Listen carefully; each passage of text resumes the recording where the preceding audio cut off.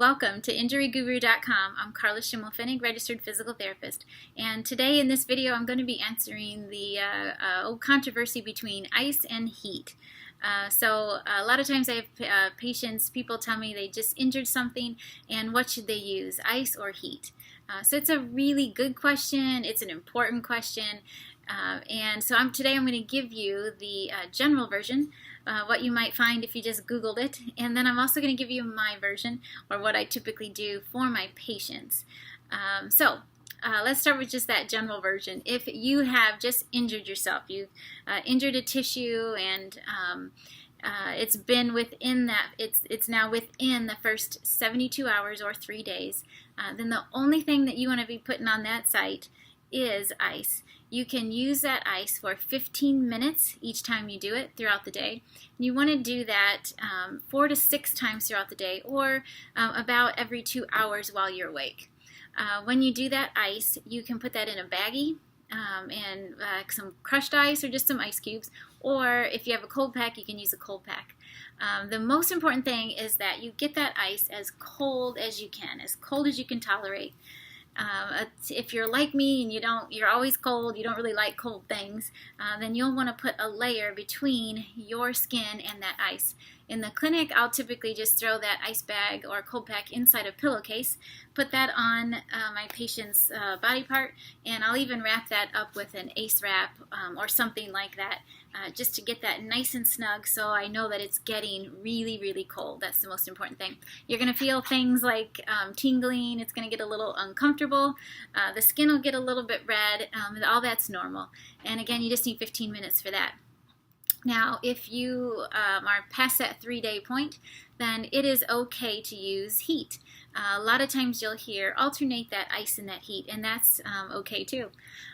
For the heat, though, you want to use that for about 20 minutes. That's really all you need for the heat. You can do that several times a day too. I just want to make sure that you're really familiar and knowledgeable with the device for heat that you're going to be using, just so that you don't burn yourself. You don't want to be nursing a burn on top of trying to heal this injury. So make sure that you're familiar with that. So now for my version, or what I typically do for my patients. When a patient first comes to my office, I see them for the first time, I'm going to do an evaluation, assessment, and I'm going to ask lots of questions, get my hands on that body part and joint just to see what's really going on. If my patient is telling me that they're in a good amount of pain, they notice that it's that tissue, what they've injured, is just stiff and sore a lot. They may even notice that there's swelling there. If they would say that that pain is there most of the day and it's there most days, and no matter what they do, that pain just doesn't seem to be changing. A lot of times I'll even say that if anything, the pain is gradually getting worse.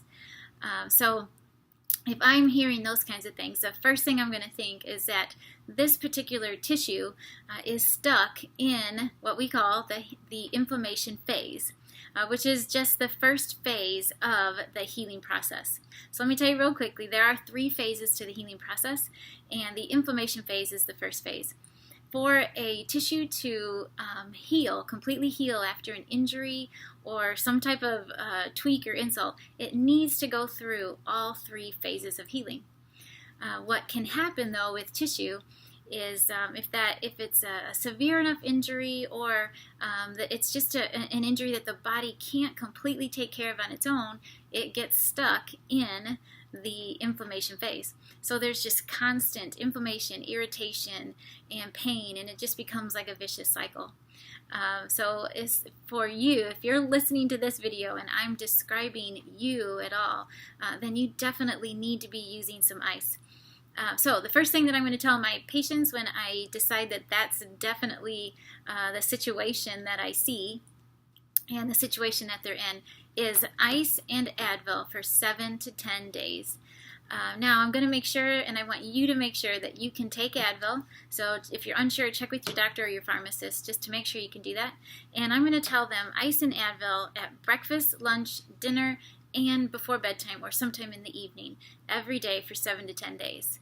You can do that ice even more often than that, so up to 6 times a day. If it's working and if you feel like that is giving you some benefit, then definitely use that ice more often. Now, of course, because I'm a physical therapist, the last thing I'm going to tell my patient that day when I've seen him for the first time is that they need to get some good movement. So I'm definitely going to add some exercises, and you can go back to the website and click on the joint of the tissue or joint that you've injured. Check out some of those exercises. Add some exercises if it's appropriate for you, and let's get that injury, that tissue, let's give it a really good kick in the right direction so it can progress through the healing phase.